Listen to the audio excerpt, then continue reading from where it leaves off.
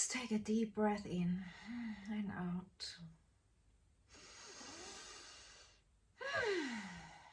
So, when I share, I don't share because I know everything. I share because I've reflected a lot, and I've read a lot, and I've studied a lot, and experienced a lot, and met a lot of women, and seen them change.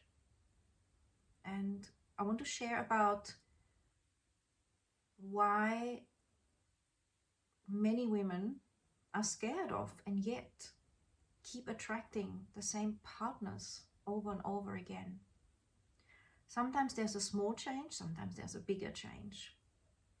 But even though you may know why, it's still good to meditate on it and to realize those lessons of why this happened and the depth of it as well.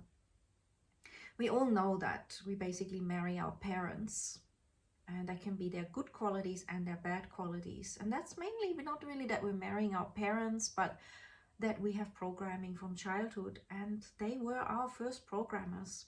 They were the gods that we depended on, admired, wanted attention from, and naturally thought that they were it. And that's pretty strong stuff. So why do we attract sometimes round and round the same thing?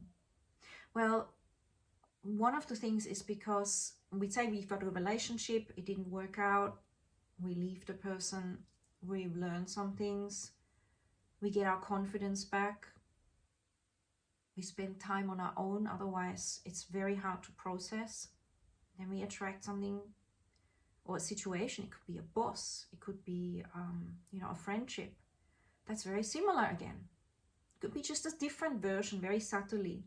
And that's particularly powerful when it comes to narcissists, if you had narcissistic parents, because that's a pretty strong program, and you're very manipulated at that point to with guilt and worthlessness. And unless you see that, you will keep attracting it, because it's a very powerful magnet. The victim will attract the one that wants to control you. And you'll be the victimized person from before, from your upbringing. You feel weirdly and unconsciously comfortable in that situation, and yet you also can't stand it. And you're just desperate to get away. And eventually, when all the romance has worn off, and maybe the good looks or the fun or the company from feeling lonely, or the great dinners or the travel, the reality strikes, and it's like, God, here I am again. And that's okay. We've all had to learn things on many accounts and on many levels, and that's perfect. So what also happens is that you get your confidence back, you spend time on your own, and you know better, and then you meet someone when you're in a high place, you're traveling, you're confident, you're not even looking for a relationship, and the guy will be attracted to you for your confidence, because that's one of the most beautiful attractive factors in someone who seems like they're independent, they don't need anything, they're not going to be needy, they're sparkly, they potentially uplift the other person, and they're fun to be with, and they're not going to be complicated and difficult, and generally they seem intelligent and functional, and just the complete package. And then what happens is, yeah, okay, that works for a while.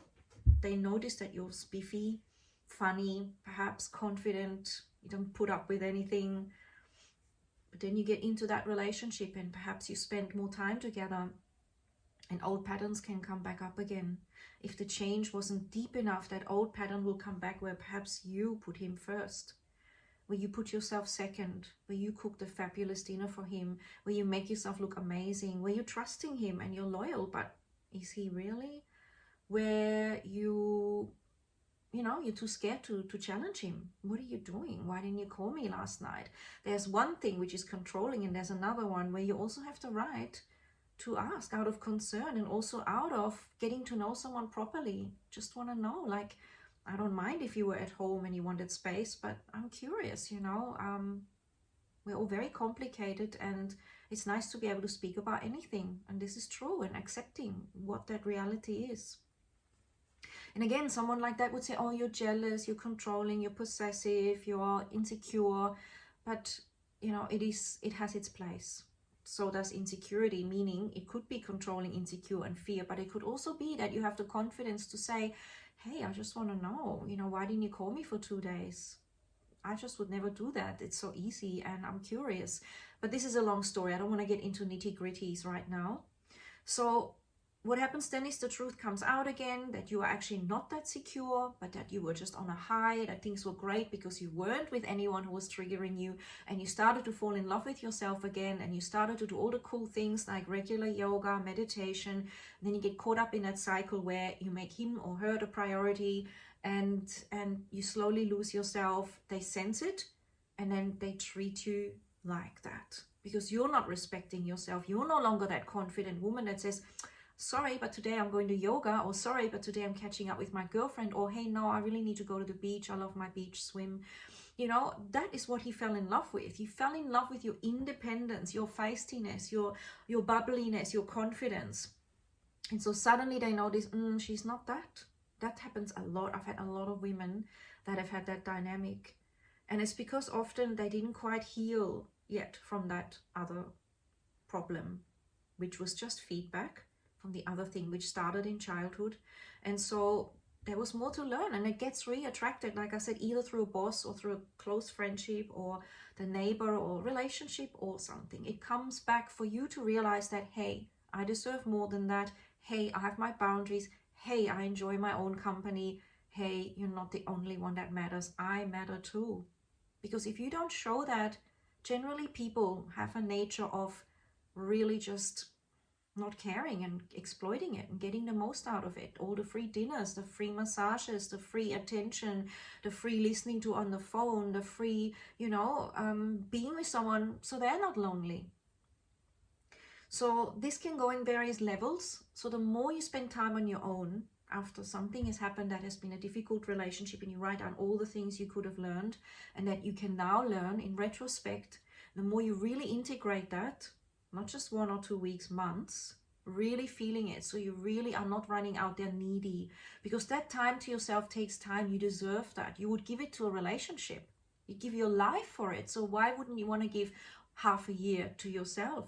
That in itself is, it's a really precious time when you're single, when you're on your own, when you get to do what you need to do and discover yourself deeply, mentally, spiritually, physically, creatively, on all levels, psychologically. It's a really precious time to be able to just, enroll in a pottery course, or to deep dive into a psychology course, or to read books every night and meditate and find out how amazing that is and how nothing external can ever compare to that. And when you hold that truth, your guy or woman, whoever you ended up dating, they notice and sense that, and they will respect you and be magnetized towards you. And if you've lost that and you're just trying to get happiness by being with them, they will sense that, and they will either be burdened by it or bored by it, or wondering what happened to your independence and that thing that they actually fell in love with. Because when two people are independent, you create a more profound union. It's like you're having more in that nest that you're creating. If you're happy to be the artist and they're happy to be the programmer or the pilot or whatever it is, I don't know, millions of things, running their own business, and you're happy to do your own thing, that is enriching. And yes, you can work together, but yes, you can also have your separate lives coming together, so there's no codependence. Check out if your parents were codependent. Check out what your definition of love is. What is it really? Is your highest value freedom and trust? Most people say yes. And honoring each other. Or is your highest value having company, which means what you select in the end is a reflection of company only, rather than maybe a soul connection spiritually, someone who truly loves you. I always said that I just want someone, one person, that really gets me and loves to see me thrive, and I respect and love him equally and love to see him thrive, and we can laugh together, and we can definitely talk spiritual together. We have an inquisitive mind and passion, and an innocence, also a trustworthiness. And many people have said to me, that guy doesn't exist. And I said, I think he does, because I exist. And I'm like that, so that has to exist. And if it doesn't, and he doesn't, that's what I mean, then I'd be better off single. because I've learned that if I compromise, it's just not worth it. It was a learning thing, yes, and I obviously needed that, so I thank that experience. But ultimately, could have also spent that time getting to know myself, being on my own for a lot longer, and then recognizing the right one more easily. Now, we all have that. In my next lifetime, I'll probably be very clear on that. And in this lifetime, I learned by having more relationships and realizing how hard it is to leave them because I'm very committed, and how damaging it is to stay longer, and how I made excuses for them because I always see the good in people, and how I really want to be loyal and therefore I make compromises. And because I'm a woman, I tend to see potential, and because of that, we fall in love with potential. And it's an interesting thing. So getting to know yourself can cut that all out, but we all have our way of learning. So how does that feel? Why we attract the same thing again? Because we haven't learned it. Because we need to remember it so that it can't even come into our awareness, meaning that sort of person won't come near us. Or if they do, it's just so obviously off-putting and completely wrong that you don't get tempted, you don't even give it a moment. You want to feel that you can go out there and be on your own and love it. You want to feel that you are worth it, and the right person will see you and adore you, your mind, your creativity, your intelligence, your body, just how it is. Different people love different bodies. There's no one thing. Thank God. There are men that love voluptuous bodies. There are men that love skinny bodies. There are men that love you no matter what body you have. The best kind of guy, right? I'm just talking Sabine language. If you are lesbian or whatever, gay or whatever, just, adjust that with all due respect. If they love your soul, it will last, and you can really fly and thrive and transform and explore and develop and grow. And that is the most important thing, because that lasts. Our bodies change, our capacity to put on nice clothes change, our fame or richness can change, our mental health can change. Sometimes people get really sick and then the person runs away, but if they really love you, they will want to be there. And it's all perfect, right? Because if they leave, then we've learned something else, that we can do it on our own, and that who our real friends are and what the real person really would look like. And perhaps to ask more questions on our first few dates. Ask more questions before we get tangled up, because you have the confidence to ask, hey, how was your last relationship? Oh, I don't want to talk about that. Wow, why? I need to know, because I value my time and my own energy. And how did you last time end up your relationship? How did it go? And you notice if they're blaming the other for everything, there's definitely something wrong, because it always takes two to tango. It's always something like that. What are their relationship with their parents? How happy are they spending time on their own? Or do they jump from one relationship to the next? That's a big red flag. That means they don't like time to themselves, and they're into the thrill of falling in love, and they keep it mostly superficial because they can't spend time on their own.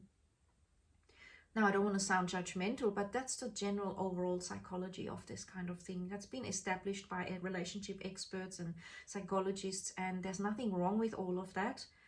But if you want to have a thriving, long-term, free, trusting relationship where someone truly honors you, it's good to ask those questions of yourself and of that person. To be able to have this conversation to begin with is key, because without communication, most relationships are just riddled with misunderstandings and then pain and resentment, right? Being able to talk, being able to be vulnerable, saying, hey, is it okay if I just share this thing? And, I love you, and not really sure how this will come across, and pre-frame it and open up. The sooner the better. Obviously not on a first date everything, but gradually in the first few weeks or so, and gradually according to the relationship. So I hope you enjoyed my insights, and let me know how you feel. Let me know if it rings true. Let me know if you want to learn more.